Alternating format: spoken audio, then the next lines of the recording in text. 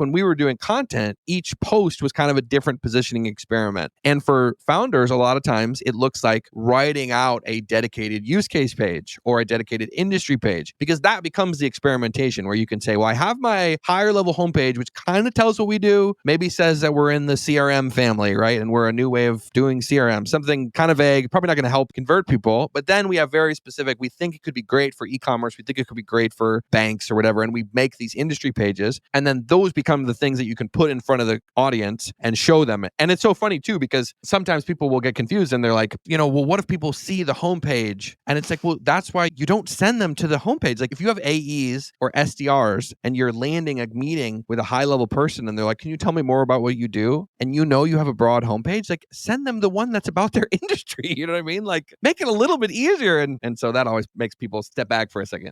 Welcome to the ProducTea with Leah. I am your host, Leah Tarin, and we are about to spill the tea with the best from tech about product growth and senior leadership topics.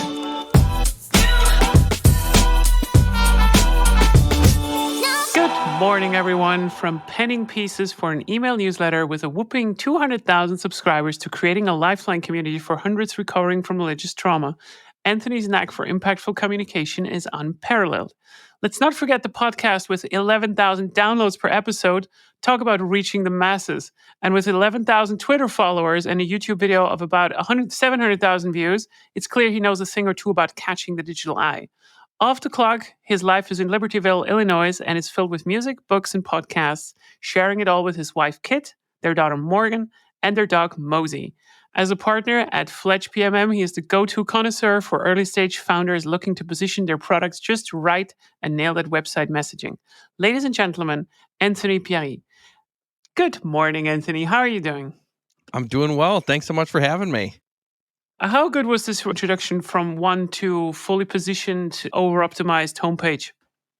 Actually, it's pretty rough, and it's not your fault. It's probably my fault. Oh, it's old information? Yeah, a lot of those things, like I was part of a Twitter, me and my brother started a Twitter account that grew to 12,000. It's no longer in existence. We had to take it down. We were almost canceled in an early way, not for like anything really bad. That's a long story. I can tell you it if you want. It's a fun one. But yeah, that it's not my personal Twitter that has it. My personal Twitter has, I think, like 300 or 400 followers. Yeah, those are old stats. They're definitely less related to what I do today, but they are fun stats. So thank you for coming on to the podcast today. That's the end of this episode because I've been led on. No. No, Anthony, I'm very happy to have you here. It's not because of your Twitter followers, which I have to correct down now. But can you introduce yourself maybe in a couple of sentences and then we jump into why you're here in the first place? Yeah, absolutely. So more recent things that are probably more relevant to this podcast. Me and a guy named Rob Kaminsky, we started a product marketing consultancy called FletchPMM, and we primarily work with early stage B2B SaaS startups, mostly venture-backed, probably between seed to Series A, and we really help them figure out how they should position themselves, the key value propositions they want to talk about related to their product. And then ultimately we take those kind of more strategic high level outputs and get them into a really clear rewritten homepage. So very, very tight niche, and found a nice community on LinkedIn that really struggles with this problem and cares about solving it. And so, yeah, it's been kind of a wild ride. That is pretty cool. And we're going to get into this in a second. But what do people get wrong about you once they get to know you? I think a lot of people, when they see my LinkedIn interactions, think that like I'm a scary, kind of mean guy. I was talking to my one friend, her name's Tass, and she was like, when she got to know me a little more, she was like, you type so much in all caps that I'm assuming you're always yelling. And she's like, but you're really like kind of goofy and like weird and like silly. And I'm like, yeah, that's really who I am. I'm not this like cool, scary guy who you should be afraid of. I'm more like a small mouse or something, like squeaking behind the keys. You were writing in all caps? I did not notice that. I actually did not notice that. It's mostly in the back and forth comments with people that there's a lot of all caps interactions, so just for emphasis. It's pretty interesting in not the emphasis stuff, but like how we got to know each other. So I remember that, well, I don't remember, but I see it on LinkedIn right now that we have been messaging each other since 2022. You actually reached out to me and made me a compliment. I must have been very tiny there. I mean, not me personally from a body size, but like on the LinkedIn followers, that you sent me some love and I even answered. And then yeah, we went back and forth a little bit. And then I think in February this year, I started to notice this guy, he's, wait, I've been talking to this guy. And then I went to your profile again after such a long time and I saw this really good positioning. So when you talk about positioning, I really want people to appreciate this a little bit as well. You have a very delivery focused, very narrow positioning on like what you do for people. And I really like this because this is right now a lot of the topics that I talk about, like when we talk about ICP research, like how should you define your ideal customer? And I'm just going to read from your LinkedIn profile what it says on the top of basically your tagline, like your homepage, like, or the homepage of your personal thing. And it's homepage messaging for early stage B2B startups. And I really, really, really like this. And in the banner above, you have, I help founders market hard to market products. And it's so clever. It's obviously on brand. It's also like on what you actually do for others. But I really, really like it. How difficult has this been for you to get to this point? Because I remember this has not always been the case. Specifically, not 2 years ago, you were much more, I think, talking more in general, like you were also finding kind of your style. Also, when I started, how long did this take you to kind of find your messaging and your positioning? It was for sure an iterative process over many, many months to get to that level. And it honestly probably wouldn't have happened if I didn't have a partner in the service business. So the two of us, we were always balancing each other out because one of us would always want to broaden, add more things, add more services. And the other one would always talk us off the ledge and basically say, no, let's not do that. And when we first started chatting, we were trying to figure out what are we going to sell. We wanted something repeatable, a problem that existed that we could sort of productize how we deliver it. And so I would post something random. He would post something random. I had one post that got a decent amount of traction early on about like PLG pricing strategies. And then I was like, maybe we should get really into pricing. And then we'd all joke around and be like, all right, product idea number 75. But we kept going down this path and we leaned into positioning and we realized there was a hole in the market. The people like April Dunford are amazing, but even she publicly says, I don't really work with early stage as much. If you're pre-product market fit, it's at best a hypothesis, but that hypothesis still needs to happen. And the hypothesis can't be, we serve all industries for every use case. That's just not going to cut it as an early stage company. So we were like, this is an underserved group. And so we started posting, we called them positioning audits, where we would look at people's homepages and try to reverse engineer how they were thinking about positioning based what was on the homepage. And then all of a sudden, people were like, oh my gosh, this is describing the exact problem I have. I'm clearly not being clear about what my positioning is, and I'm not even sure what it should be. But then beyond that, they were like, can you actually just also help us rewrite the homepage? Because it's clearly bad. Yeah. Like when we would audit it, we'd say, here's everything wrong with it. And so we've tried to follow the market poll, and we were like, people really, need to get this stuff right related to the strategic decisions, but B, they also have a big line item that they need to cross off for Q1, Q2, right? We really need to do the website refresh. And especially if they raise around, let's say, a Series A big part of that is like, all right, we're going to take some of our $5-10 million that we get and drive a bunch of traffic to our site. And we probably haven't updated it since very early on when the product was much simpler and maybe we weren't going after as many segments as we are now.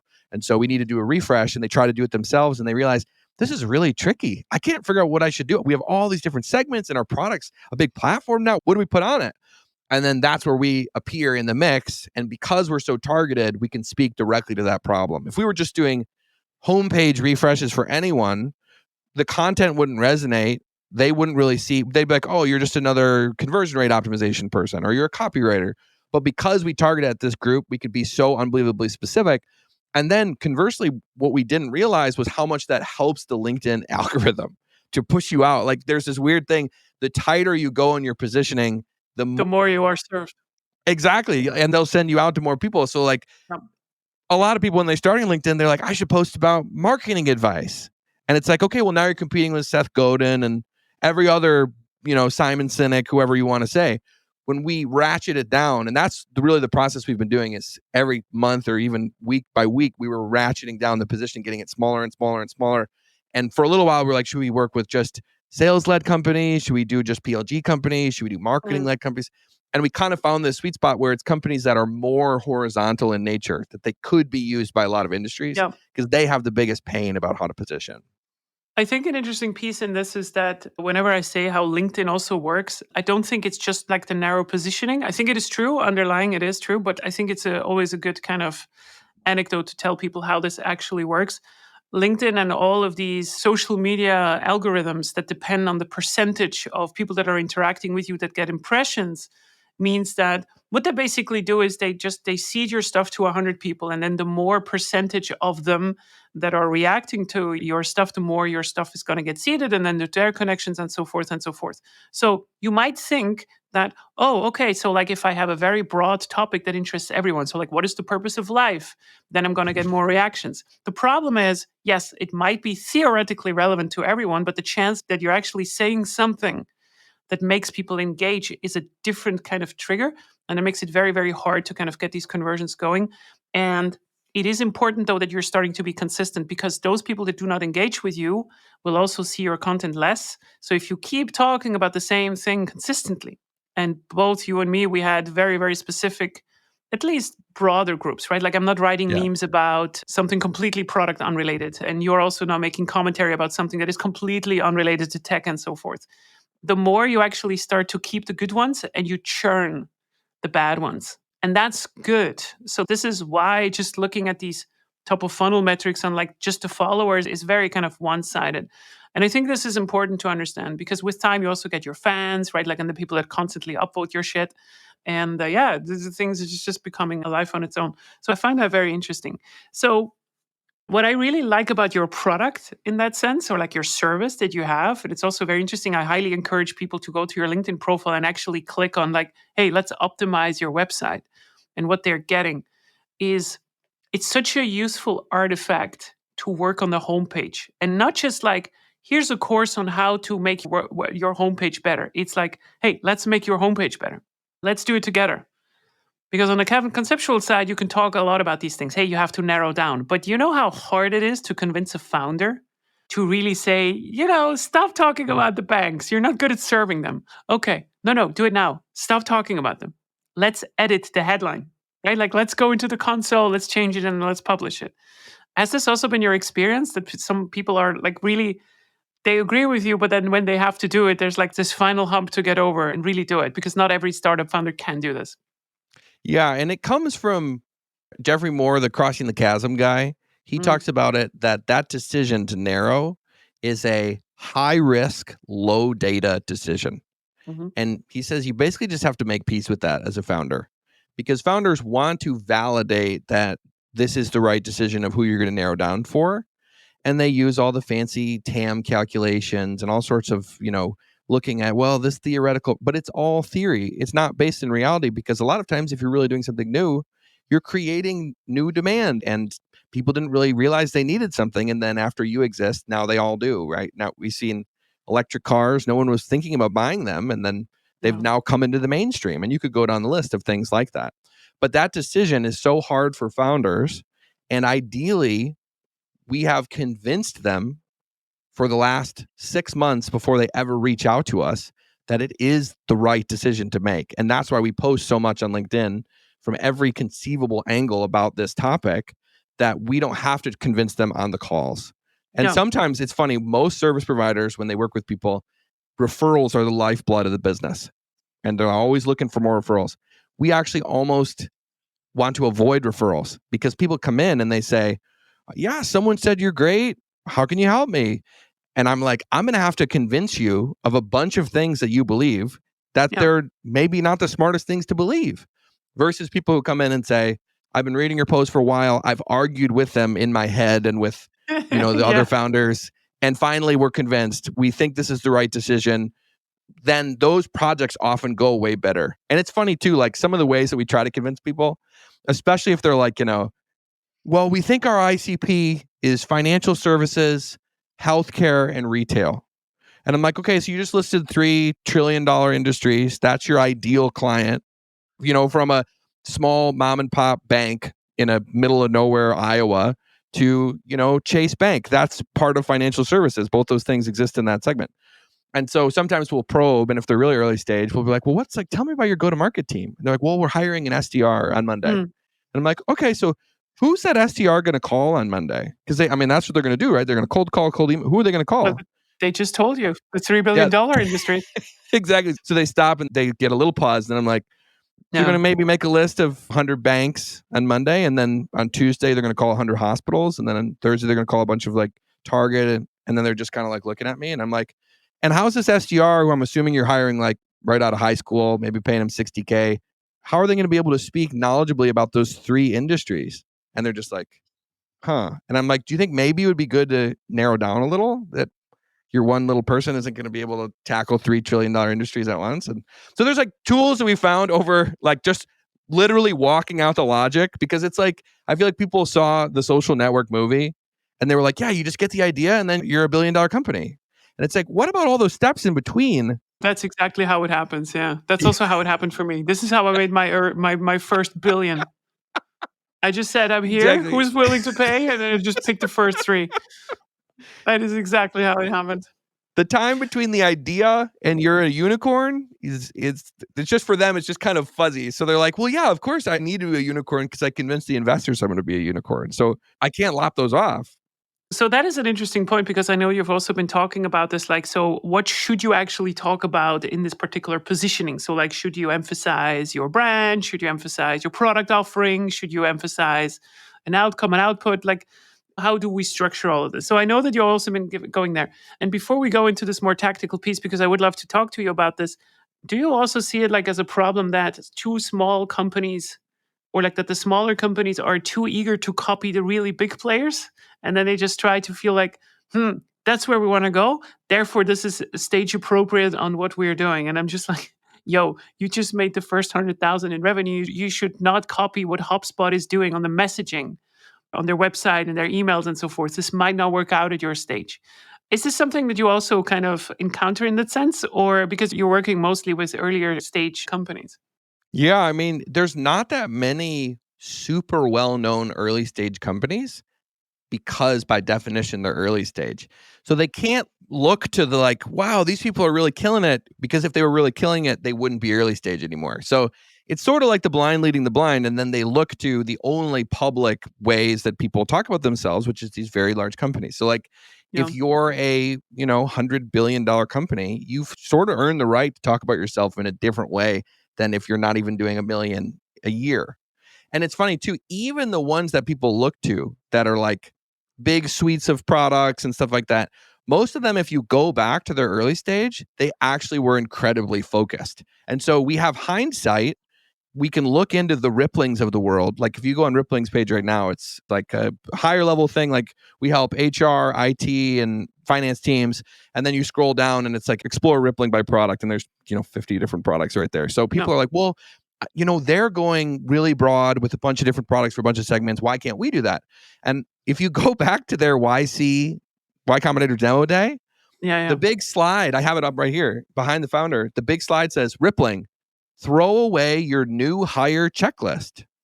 The original use case that they did was, when I hire someone, there's a checklist of things I have to do. And now Rippling will help me make that checklist easier. It'll help me get them plugged into the different parts of our company and things like that. That's an incredibly narrow use case. And then over time, as they expanded, they were doing it from a point of strength. And they raised a massive, I can't remember, like $40 million Series A or something, like way bigger than most of these people.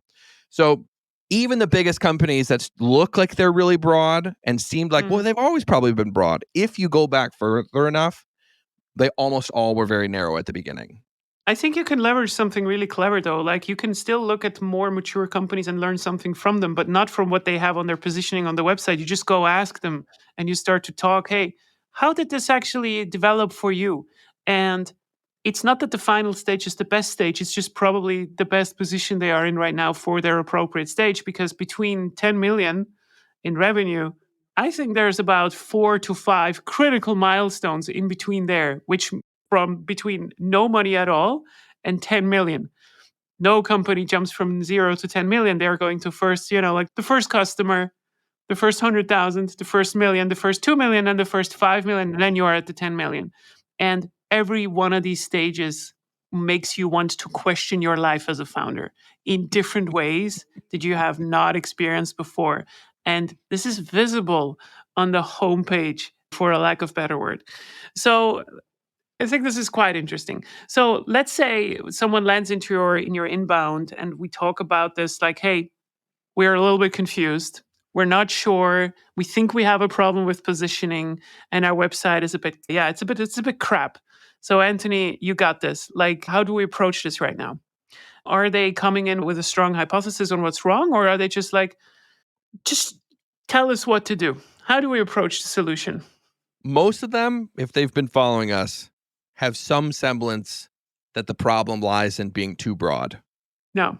Thankfully, our content has been pretty good in convincing people that they're likely too broad. No. And my partner, Rob, he's made a bunch of really great graphics to show this. And it was honestly one of the first hypotheses, like way before we started Fletch. We worked together at an agency, and basically we looked at it at first from the product angle, where when you have multiple segments, especially if you're a highly sales-led company, you can potentially get pulled in different directions by the sales team. The sales team is saying, well, this company wants us to add this feature. This company wants us to add this feature. And so the product gets pulled in different ways. It becomes very bloated and big and slow and all sorts of bad stuff. But it's also so true on the go-to-market side that when you have all these people with different wants and needs, you have to market to them differently. And almost everyone, the source of the confusion, the ambiguity, the reason the website is so vague is because they're trying to summarize across lots of use cases and segments.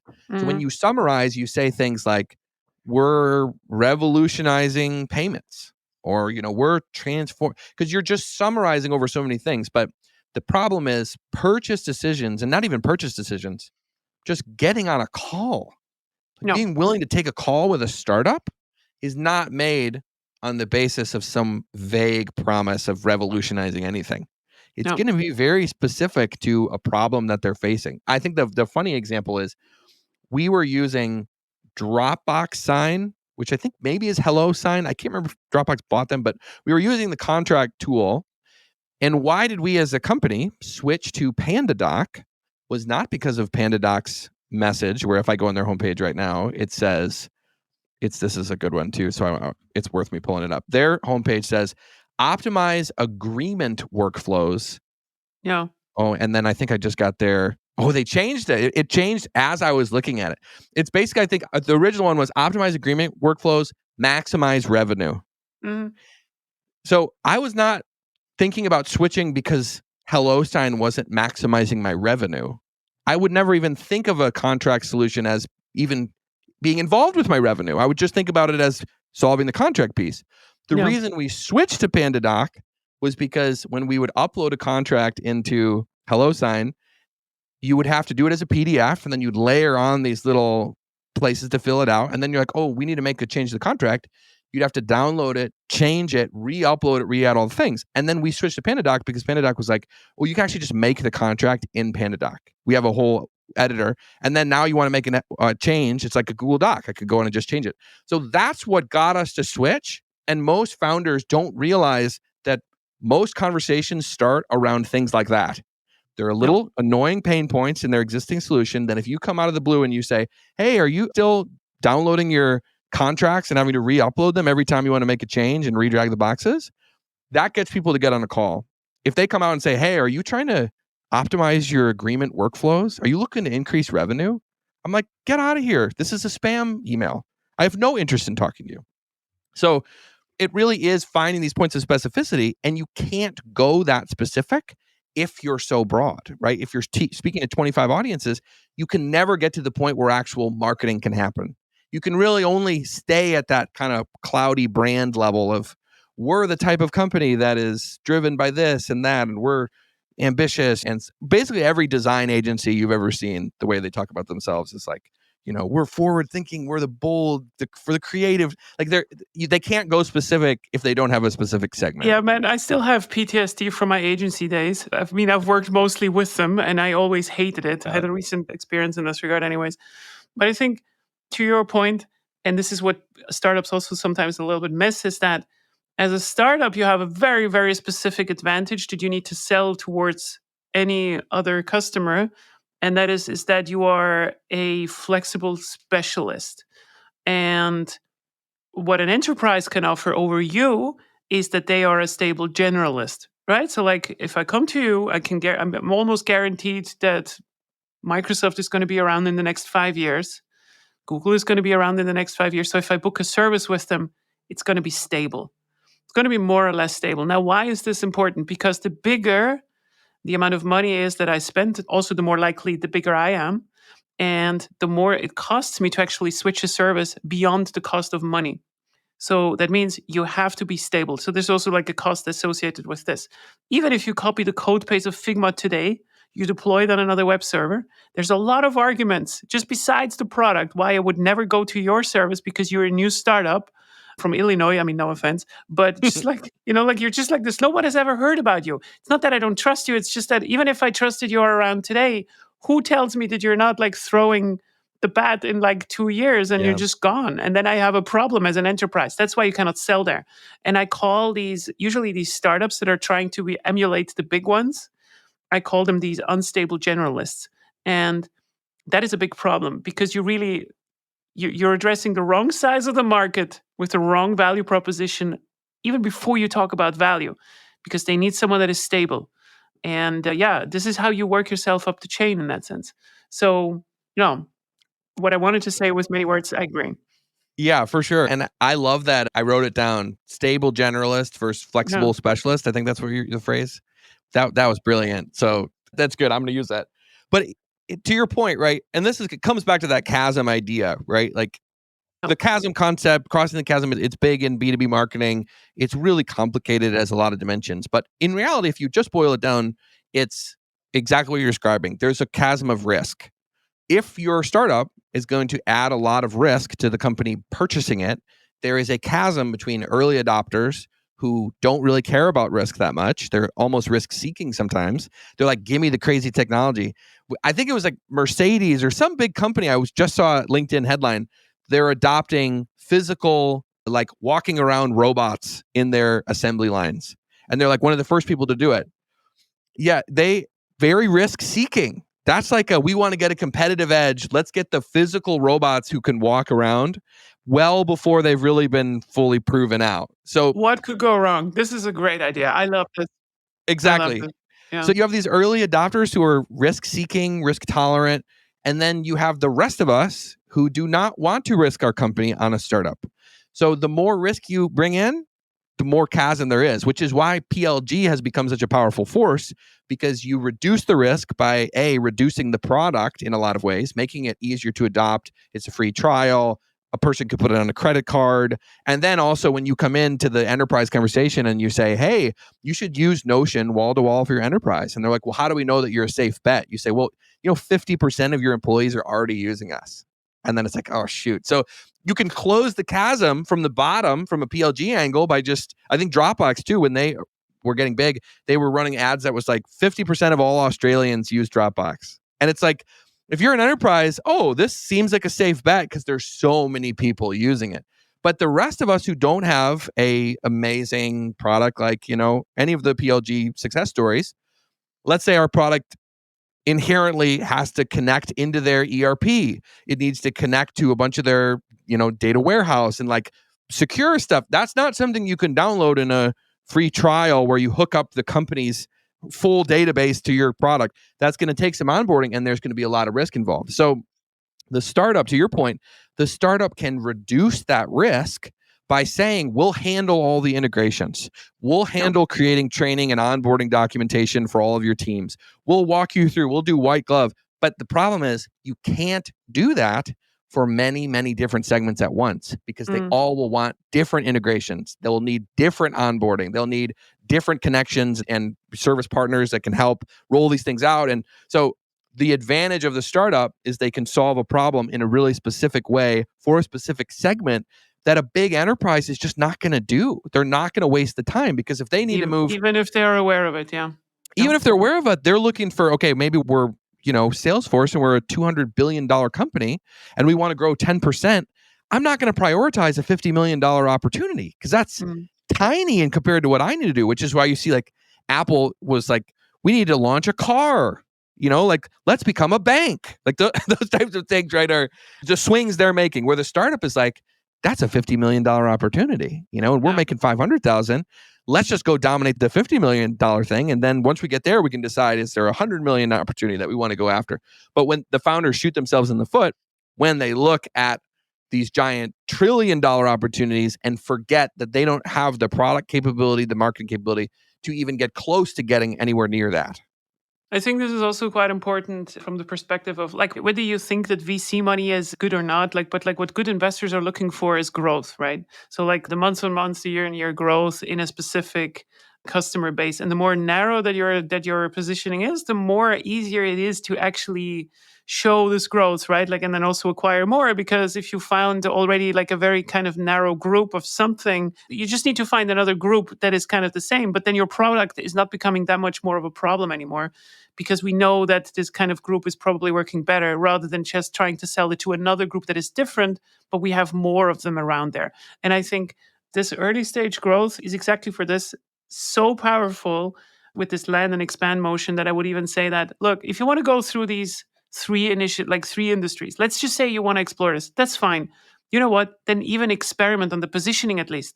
Yeah. Be temporarily narrow. Just go for the next 3 to 4 months, but have your tracking in place, please. And tracking, I'm sorry to say it on air right now, Google Analytics is not a good data tool. It's just not enough. I'm not sure. I hope I did not hurt anyone's feelings, but this is really something that we have to be clear about. Like, this is what Jeff Bezos also talks about. He doesn't say a lot of smart stuff, but this is actually quite smart. Some decisions are revolving doors, and this is one of them. Narrow down for 3 months, see what happens. Yep. Totally agree. And you can do that in ways that aren't as scary. So like we try to meet the founders where they're at, and we're not saying bet the farm on something you don't really know. Like you can do very similar to what we did as service providers, right? We had that catchy line that you said earlier, helping founders market hard to market products, which is, we've debated on taking it down so many times because now we look back on it and we're like, it's unbelievably broad. Like, what does that mean? Yeah. It's vague, but it just sounds cool and people still comment on it. So we're like, maybe it's fine in the context of everything else. But either way, you can have kind of the high level thing and then you can experiment. So like when we were doing content, each post was kind of a different positioning experiment.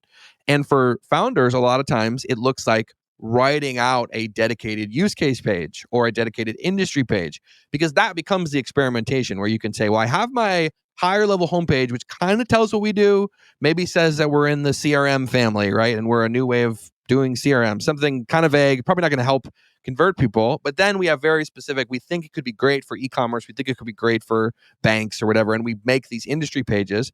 And then those become the things that you can put in front of the audience and show them. And it's so funny too, because sometimes people will get confused and they're like, well, what if people see the homepage?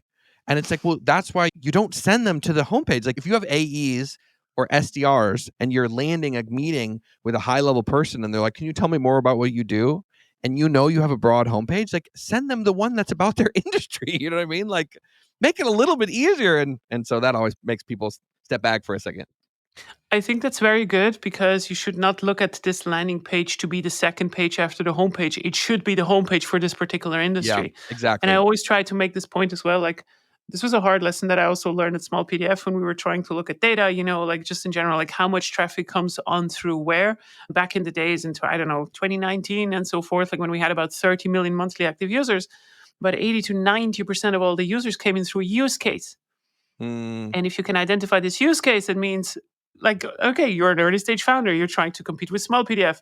You do not get the full picture no matter how long you stare at this website.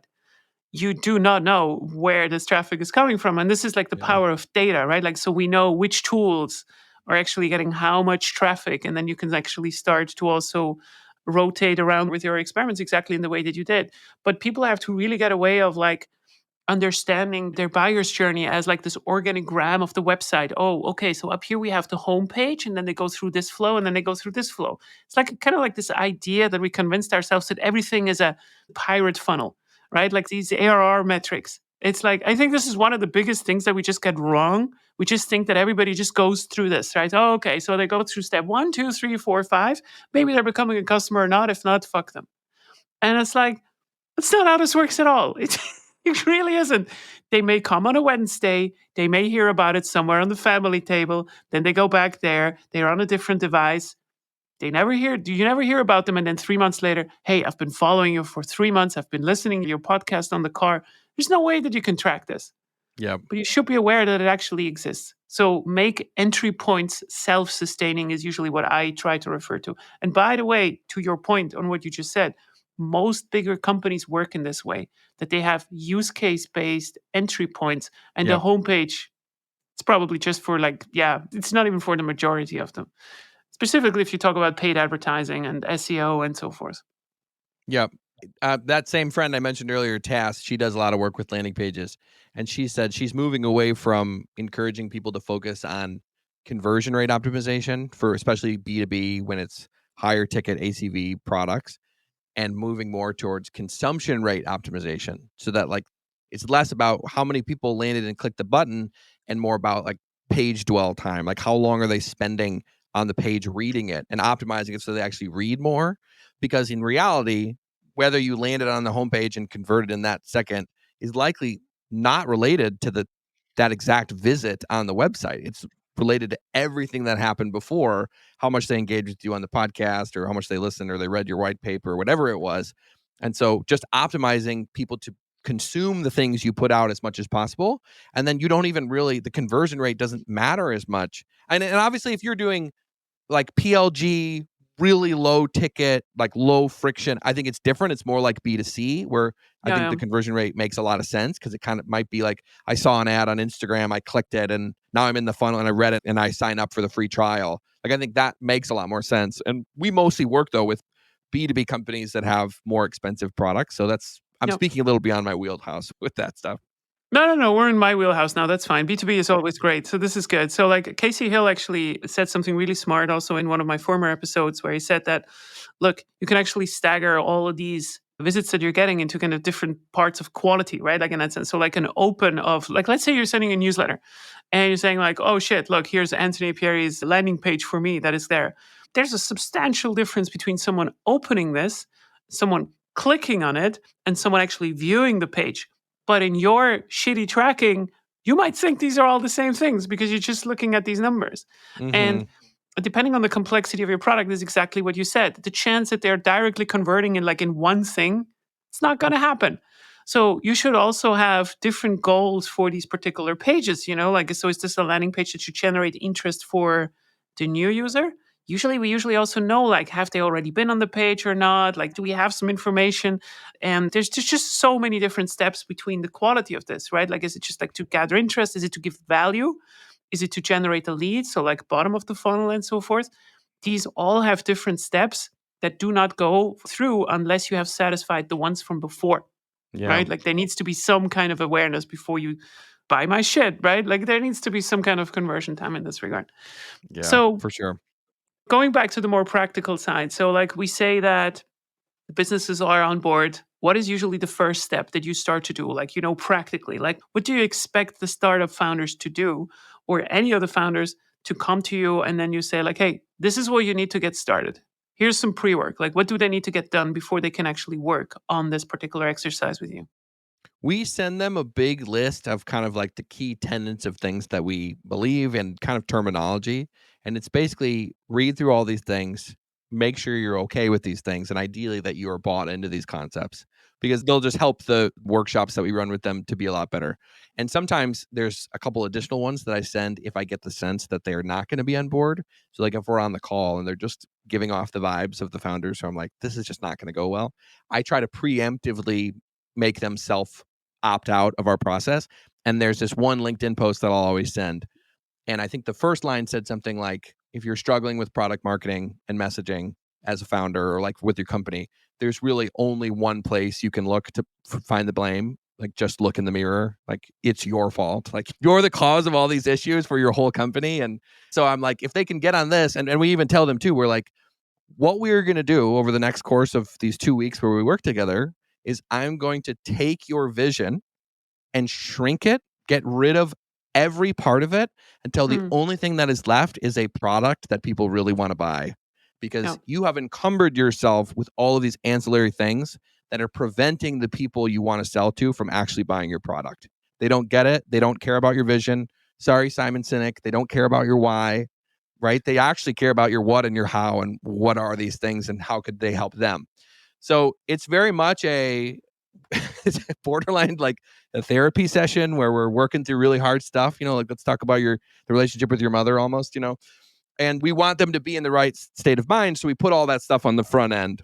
And then from there, we spend the first workshop with them. It's about 75 minutes, really just trying to understand the product, the market, and then the connective tissue that is like the go-to-market between. How are they actually bringing these things together? And we tell them, we say, we used to do hands-on research in our past agency. We would go out, talk to your customers for you. We do all that stuff. And we stopped doing that for this business for a couple of reasons. One, it made us too expensive for early stage. We really only work with like late stage startups or enterprises who would pay for research. And then two, you as a founder should not be outsourcing talking to your customers. That is literally the one thing you should be doing. So you don't pay us to do that. And then three, when we were doing this for the previous companies, they just wouldn't believe it. We'd come back with the research and say, here's what the people said. Like we did all these things, and they would just say, I don't buy that. Yeah. We're like, you know what? We're not going to do that anymore. We're going to be the mirror to the research you've done. And we say, this project is going to go about as well or as poorly as how many people you've talked to. And so when we ask you questions like, who's using your product? Why are they using your product? How are they using your product? If you don't have good answers to those questions, just postpone working with us. Go ask and find these answers and then come back. So we spend that whole session and we set it up. We're like, it's going to feel like you're being interviewed for a podcast. We're going to ask you every question under the sun. We're going to ask some painful questions that will probably bring up some hard issues for you to work through. And on the back end, as they're talking about this, me and Rob are trying to service what we think are potential positioning anchors. So in our model, we basically say that there's 3 anchors that you can position on. And for us, positioning, it's a really complicated topic for a lot of people. It doesn't have to be. It's effectively just choosing a reference point to compare your product to. So when you've positioned it related to something that they already know, and ideally the thing you've positioned against is going to show the value of your product the clearest and the quickest and make them just get it. So in general, we think you can position on a use case, small PDF, right? Trying to shrink my PDF, like crystal clear use case with positioning, you said 80% or whatever people are coming for those specific use cases. Like that makes sense. And that's, a lot of times what we're trying to help them get to is something very, very hyper specific. So you could position on a use case like Calendly is the example we often use, scheduling meetings online. And you could say, well, what sucks about scheduling meetings online? Well, and you could talk about all the problems. So you could position on a use case. That's one reference point. You could position on a competitive tool. And this could be an actual competitor, like we're positioning against Salesforce, or it could be a product category, we're positioning against CRMs. But it can also be like a conceptual idea, like Loom positioned against meetings. Loom is not a meeting tool, it's a video recording tool, but they didn't position against other video recording tools, they positioned against meetings. Don't have a meeting, send a Loom instead. And it goes all the way into the product, info where it basically says you saved X amount of times in meetings this month by all these Looms. So you could choose to position on a use case against a competitive tool. And then if you're really doing pure category creation and you really have no reference point for a tool or a use case, you have to position on a desired outcome. And we do not recommend doing this for the majority of startups, but sometimes it is kind of the only way. And the funny example I've been using recently is if you were trying to sell ice baths to, let's say, people in America, maybe 6 or 7 years ago, before this became a big health trend, you can't position on the use case of cold water immersion because nobody is doing that. We're the best way to schedule meetings makes sense. We're the best way to submerge your body in ice cold water for 15 minutes. People are like, why would I do that? And you can't position against a relative tool, Stop using a giant, metal tub filled with ice yourself. Like, what would I be doing with that tool? Stop jumping in the lake in the middle of winter. I'm not doing that. So no real tool, no real use case. You could then, in what they actually did, these companies making these ice baths, is they positioned on the desired outcome of like increasing the health, or in some specific examples, helping you get better sleep. And so you first evangelize the outcome of getting better sleep is not being served by the existing use cases and tools. Maybe you change your exercise and that's trying to do it. It's not really working. You're still not getting good sleep. Maybe you take medication. That's not working. You're getting sleep. You need to consider a new use case related to this desired outcome, cold water immersion. And if you can convince them the benefits of the use case, then they start thinking, man, maybe I really should get in ice cold water for 15 minutes a day. and they listen to Andrew Huberman, the neuroscientist, talk about it for 2 hours, all the things that happen. And then they start going, well, how am I going to get in ice cold water every day? I mean, I guess I could turn my shower cold, but it's not cold enough. And I do live by a lake, but that's, I don't want to do that every day. Now you can start talking about the product. You can start saying, well, since I've convinced you, you should get in the water ice cold every day. We've actually made the perfect solution for it. So in general, as we're working with these founders and they're talking about their product, they're talking about the competitors, they're talking about people using it, we're generating potential options for positioning. We're pulling out use cases we hear them mention. We're pulling out competitive tools we hear them mention. We're pulling out desired outcomes. And then at the end of that first session, we usually have some strong potential options. And we have them give a big demo of the product. If they have a pitch deck, we'll have them work through that. And we'll basically say, okay, you've really got 3 options that could potentially work. You could do it against this tool in this specific way. You could do it for this specific use case, or maybe you could do it for this desired outcome. And we'll give them guidance. We think it should be this one, but ultimately your team's going to have to make the call because you're going to have to live with this choice at least for a quarter. We say, try it for a quarter, right? Like spend the next 3 months really testing this, point all your go-to-market to it and see what you get. And so that's kind of where that first session ends. And sometimes everyone's in agreement by the end of the call. They're like, yeah, that's totally it. That's exactly what we need to do. And then it takes 1 week. Yeah. Or the other half, they're like, we don't know. We got to go and talk about it. And it creates all this existential crisis and dread. And then they go into well, that's a hole normal, It's like, because we feel like everything is so important about the homepage that it should be always the CEO's decision as well and so forth, instead of like a collaborative one because they're afraid of like getting control out. I was always proud of like what we did at Small PDF. Like we just like the messaging like was back then still like we make PDFs easy. And we knew that this is a very common thing that PDFs just suck. Nobody loves PDFs. Everybody fucking hates them. Everything that is written in them, everybody that has to handle them, you have to have them, like contracts and everything, but nobody loves their contracts. It's not like I get up in the morning and like, I kind of wait to see my contract. It's just not happening. Everybody hates it. Like, oh, it's a PDF. Oh, nice. Now I got to deal with this shit again. Or like with Adobe Acrobat or something. Yeah, by the way, Scott Belke, if you're hearing this, like, come on the podcast. I want to talk to you. But this is just so funny to me. And yeah, but let's say, okay, we agree that we're going to change something. So do you also advise people in how to measure now the success? So like, how should we look at the success of this? So you said like, hey, try it for 3 months. So specifically for startups that are now in B2B, this time frame might be a bit short as well. But like, what kind of success metrics do you look at? Do you really just say like, hey, like top funnel conversion, like at least like the ones that are going in is good enough? Or do you look at like the entire conversion? Like, hey, how many leads do we now generate? Yeah, we basically say you're going to have to operationalize this across a lot of things. And we've debated a bunch, even early on, how much of the puzzle do we want to solve for them? Mm-hmm. And for a while, we were going to say basically none of it, which is what the most positioning people do is they give you a really nice PowerPoint and that's it. And they say, go put it in your homepage, go put it in your sales decks, go put it in your marketing materials, your onboarding materials, go operationalize it. And that makes sense when you're giving the PowerPoint to a large company with lots of teams because they can actually do that. They can all take it and they can scurry away and update all the assets and stuff like that.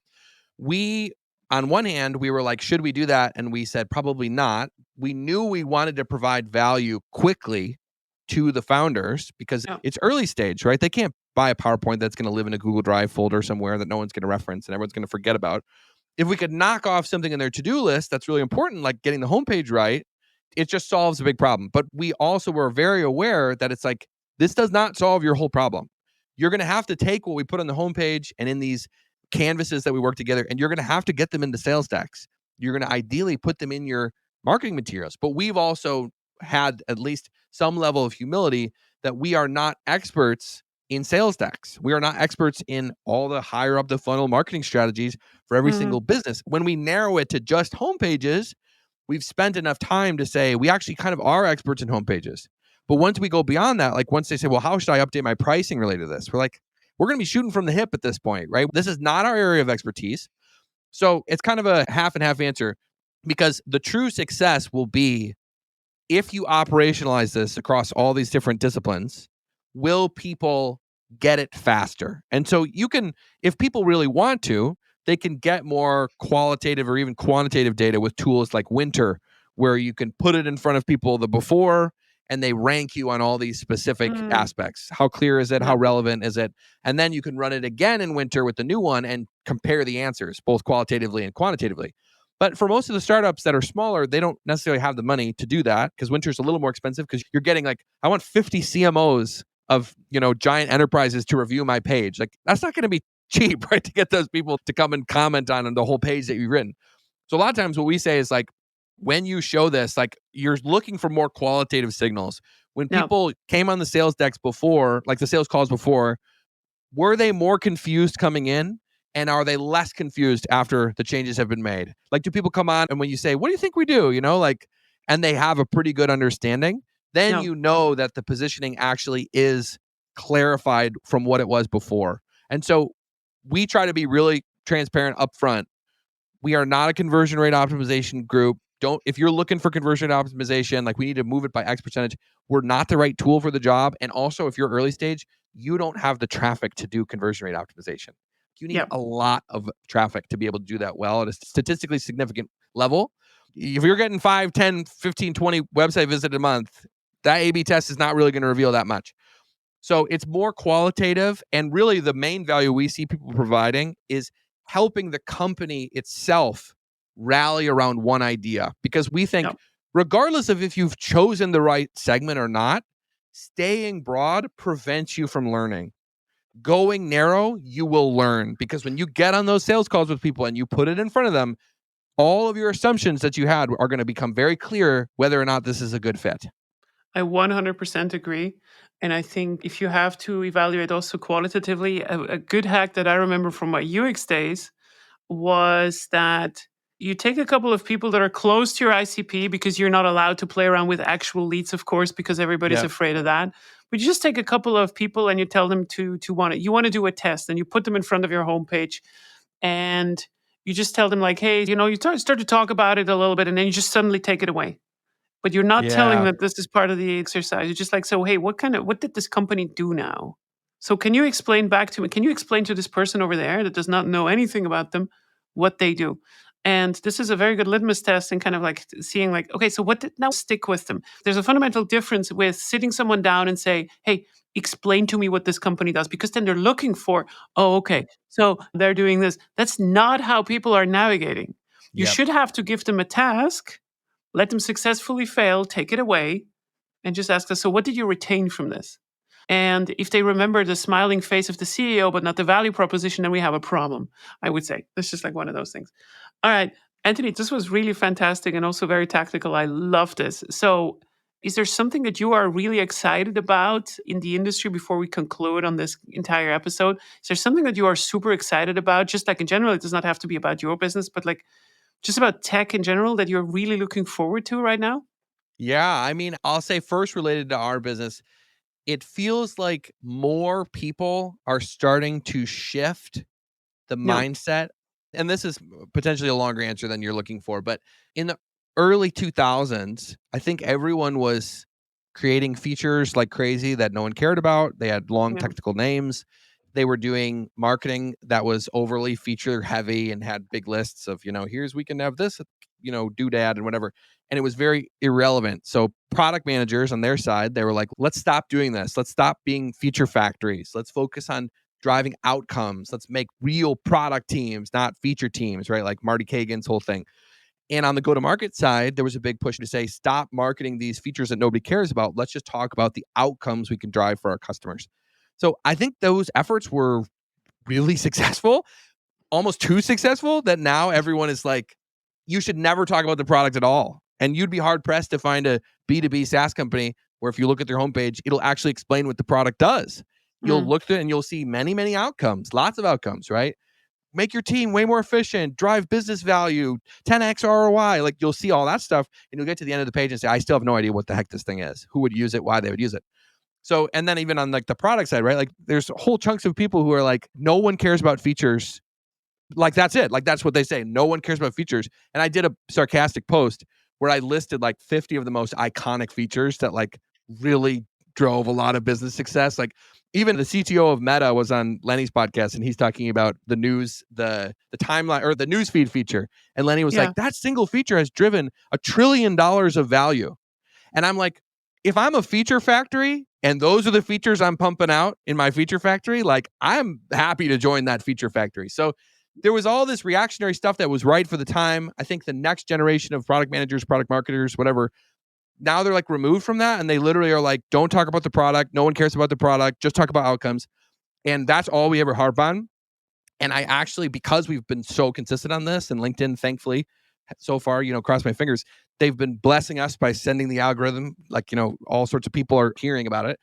We've seen shifts, like big prominent people being like, I'm starting to change my mind. I think we should bring back in some of the actual use case language, product capability language, and leave just the enterprise sales talk track to the enterprise sales process when you're actually talking to the business leader who's 12 levels removed from the product, who has to sign the check. That, yes, and you could talk about ROI and business value and stuff like that, but nobody is starting the conversation there. Nobody's just shopping for revenue increasing, right? They're looking for tools for specific problems, and then eventually they'll have to convince their boss. So I am excited about, it seems like we're swinging the pendulum back, ideally into the middle, where we have a healthy balance of not too in-depth of features, technical stuff, but also not just vague business outcomes. Yeah, I think that's probably what I've been excited about most lately. I really like an example that I make jokingly, usually with my mom. It's like, unless you have a really strong brand where you can pull this off, right? Like you have a very, really strong, everybody knows what you're doing. Like Nike does not have to explain that they're making running shoes or like running gear or anything. Imagine my mom asks me, so, hey, I saw that you're using this tool Miro, and my mom is over 80. And I explained to her what Miro does based on the message that they have on the homepage. And I say, well, Mom, Miro, you can enter with a dream and you can exit with the next big thing. My mom does not understand what's going on at all. Yep. And the problem is she does not know the brand, right? She has no idea what this thing does. In that case, if you are not Miro, it would help if you would explain that you are a whiteboard application in some kind of way, right? Like, or like, hey, like a replacement for Post-its, whatever you do. Yeah. Actually makes sense to talk about the product because not everyone knows it. To Miro's credit, their original name of the company was Real Time Board. Yeah. And it was, we can all be on the same board in real time. So I think they got it right. I would say, I think they maybe have prematurely pivoted to this very Nike-esque brand language. I think they still could benefit. I don't know if they're, like, even from your example of your grandma, they're not quite the household name of Nike. And I think there's probably a decent amount of people who are like, what's Miro? I've never heard of Miro. And if you saw enter with a dream, leave with the next big thing, like, I don't think that's going to help convince them to use the sticky notes in your whiteboard app, So it's a lot of like walking back from, like, it feels like the theme of B2B marketing for the last 10 years is overpromise, underdeliver, enter with a dream, leave with the next big thing. In reality, we are sticky notes on a whiteboard. When it's like, you could just say, we're a badass whiteboard. Yeah, people are looking for it. You could say that you have the best one too. It's fine. Yeah, you could be the best whiteboard, right? And so that's Slack is the other great one, right? Like, I think it's like made for people, made for productivity or something. Like, if you read it, you would have no concept of what they do. Made for people, built for productivity. And with that, we're going to conclude this episode. Thank you so much, Anthony, for joining. And I hope this was not the last time. And people can send you all the love messages to your fantastic thing on LinkedIn. Your link will be in the show notes. And thank you for joining me today. Thanks so much for having me. It was a blast. Bam, we're done.